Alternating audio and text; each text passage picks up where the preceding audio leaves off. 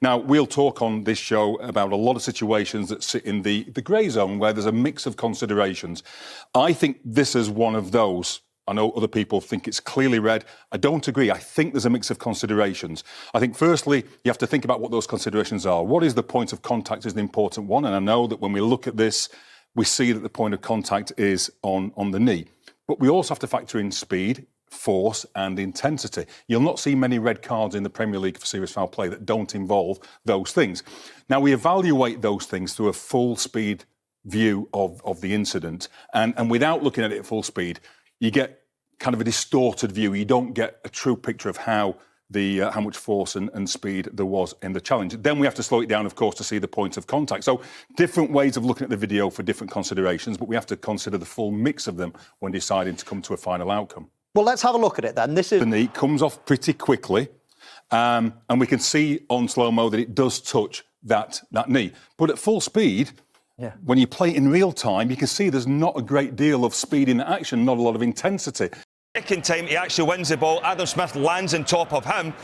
Mike, I don't know what you think, but it's not a second. But they can't go to it now. Yeah, VAR can't look at it, but I mean, he's played the ball in. Smith's landed on top of Bolly's ankle rather than the other way around, gone over holding his ankle if it's a really bad challenge. But for me, he's very unlucky, Bolly. It's not a second yellow card. Just explain again, Mike, why VAR Yeah, you can't get involved in cautionable offences, so it's got to be straight red. So, second cautionable offence. Should that rule be changed?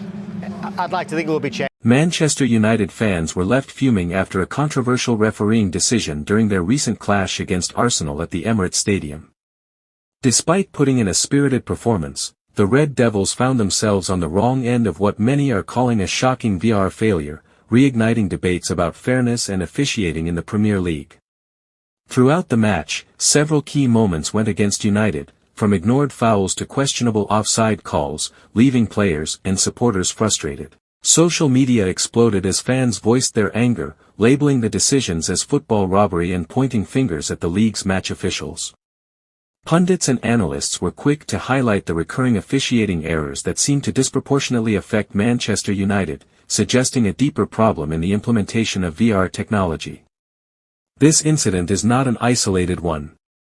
Over recent seasons, United fans have expressed frustration over repeated referee errors and controversial calls that appear to undermine their team's efforts. The latest controversy at the Emirates has only intensified the narrative of injustice, with supporters calling for greater accountability from the Premier League referees and stricter oversight on VAR decisions. The reaction from the Red Devils army has been fierce. Across social media platforms, fans are united in their outrage, using hashtags to voice their discontent. Debates over fairness in English football, officiating transparency, and the role of technology in the game have dominated football forums and Twitter feeds alike. While Arsenal celebrated their victory, Manchester United's performance was overshadowed by controversy. The match has once again raised questions about the reliability of VAR and whether Premier League officials are consistently applying the rules, fueling calls for reform and renewed scrutiny of matchday officiating. For United fans, the verdict is clear: the team was denied a fair shot at victory, and the debate over football injustice and officiating errors shows no signs of slowing down. One thing is certain: the passion and loyalty of the Red Devils army remain unwavering, as supporters rally behind their team and demand a fairer game.